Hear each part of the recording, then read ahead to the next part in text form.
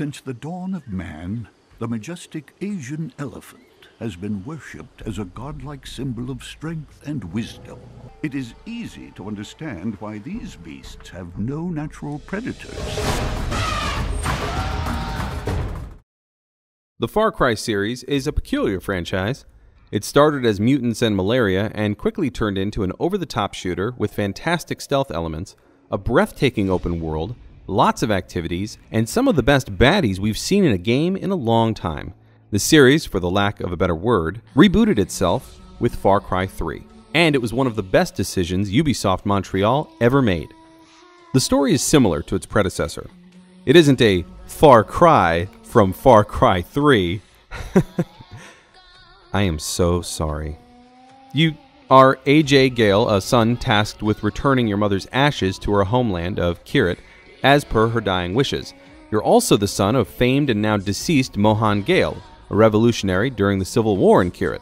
Upon your arrival, shit gets real, and you're thrust into the middle of yet another civil war, aligning yourself with the Golden Path revolutionaries, once led by your father, in a fight to take back Kirit from the wonderfully sadistic Pagan Min.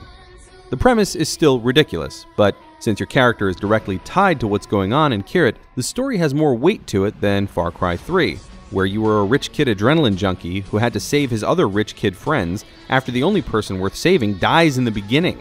Seriously, did we care about any of those brats? I didn't. While your map starts out fairly barren, it won't be long until it fills up with tons of quest icons, locations to discover, bell towers to climb, outposts to liberate, and animals to hunt in order to upgrade your equipment. As is standard for Ubisoft, it can all get quite overwhelming if you're the type to get easily distracted. However, the diverse variety in activities ensures that you're never repeating the same tasks ad nauseum. That's Latin for, I've done this so many times I want to vomit. The mission structure is fairly straightforward. You'll always have some sort of main NPC to report to. However, Far Cry 4 adds a system of choice for specific Golden Path missions. Amida wants Kirit to adapt to the times, become more militaristic, to be able to defend itself from threats. Sabal, on the other hand, wants to preserve the culture and nature of Kirit and return it to its former glory. You'll be forced to align yourself with one of them during these missions, and based on who you pick, will then decide what kind of mission you'll undertake. It's rare that a game can make you question your decisions, but Far Cry 4 does it masterfully. Taking over outposts is still easily the most fun you'll have, as you can once again approach them with caution, taking out enemies silently, or you can go in guns blazing, riding on top of an elephant, and crushing your enemies to death. The decision is yours, though the game does award you bonus XP for being stealthy. Outposts get gradually harder, introducing new enemies, such as the Hunter, who has the ability to charm animals to fight for him, more alarms, and larger compounds. Outpost battles are essentially supersized versions of outposts. While they're possible to play through solo, given that AJ is leveled up enough, tackling them with a buddy is a lot more fun. Having someone distract enemies while you stealthily take them from behind is... Sorry, you know what I mean. Take them from behind, like kill them, with a knife. Come up behind them and kill them. Is something you just can't replicate when playing by yourself. Even going in guns blazing with a buddy by your side is immensely satisfying. Pagan Min is a fantastic character, while never really living up to Vass's insanity. Min is somewhat more collected. He's insane, but doesn't always come across that way. Troy Baker's performance as Min is absolutely fantastic, and once again proves that Baker has the range to play wildly diverse characters.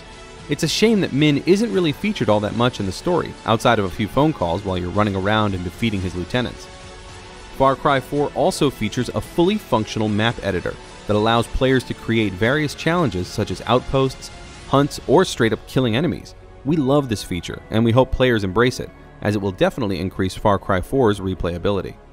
If competitive multiplayer is more of your thing, you can participate in Battles of Kirit, a 5v5 PvP mode with 3 different match types. However, the unique feature here isn't the modes, it's the factions. The 2 teams are divided into the Rakshasa and the Golden Path. Rakshasa only wield bows, but are able to mount elephants and summon wild animals to their aid. They're also able to blend into their environment, making them nearly invisible. The Golden Path, on the other hand, have nothing but modern weaponry at their disposal. Even though the modern technology outclasses the Rakshasa, they stand a chance with all their secondary abilities. It's a great give and take that works wonders in matches. The multiplayer is a welcome surprise. It's almost surreal that just a week after Ubisoft released the buggy and glitchy Assassin's Creed 4, We enjoyed playing Far Cry 4. It managed to quell any fears by being a rock-solid experience. The frame rate was always consistent for us, and we never saw one bug that wasn't part of the jungle. Sure, it's a cross-gen title, but the game still looks absolutely fantastic on current-gen systems. Small touches to the environment make Kirit feel alive. Even the loading times aren't atrocious, despite the game's size. We're giving Far Cry 4 a 9.5. It's a good thing that Ubisoft Montreal didn't shake things up too much when it comes to Far Cry 4, and what we're left with is a fantastic follow-up with some great new additions, a much more satisfying storyline, and a wonderful world to explore and cause chaos in. For the latest gaming news, reviews, tips, cheats, walkthroughs, and more, go to GameZone.com.